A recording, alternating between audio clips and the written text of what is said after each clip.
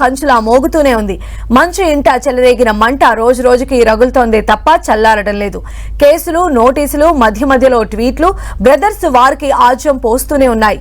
తాజాగా మోహన్ బాబు కంప్లైంట్ తో ఈ వివాదం మరో టర్న్ తీసుకుంది.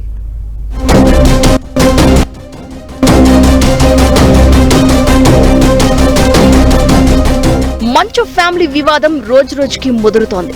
ట్విట్లతో ట్విస్టులు, ఫిర్యాదులతో ఫిట్టింగులు, మంచు ఫ్యామిలీ రగడ కంటిన్యూ అవుతూనే ఉంది. తాజాగా మంచు ఫ్యామిలీ వివాదంలో బిగ్ ట్విస్ట్ చోటు చేసుకుంది. మోహన్ బాబు ఫిర్యాదుతో మంచు మనోజ్ కు నోటీసులు జారీ చేశారు జిల్లా కలెక్టర్.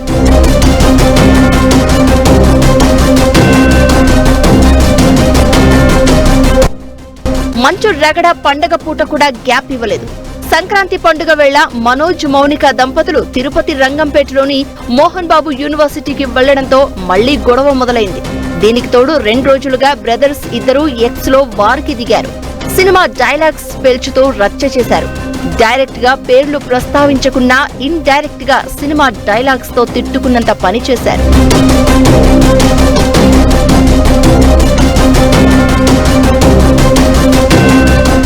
ఇలా ఉండగా మోహన్ బాబు బిగ్ ట్విస్ట్ ఇచ్చారు. తన ఆస్తుల్లో ఉన్నవారందరినీ పంపించి వేయాలని జిల్లా మెజిస్ట్రేట్ కు మోహన్ బాబు ఫిర్యాదు చేశారు.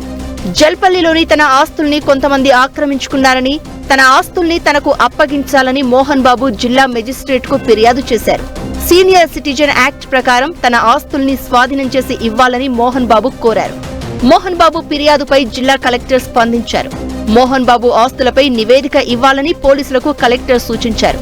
అయితే జల్పల్లిలోని ఇంటిలో మంచు మనోజ్ నివాసం ఉంటున్నాడు. దీంతో ఇంటిని ఖాళీ చేయాలని మనోజ్ కు జిల్లా కలెక్టర్ నోటీసులు పంపించారు.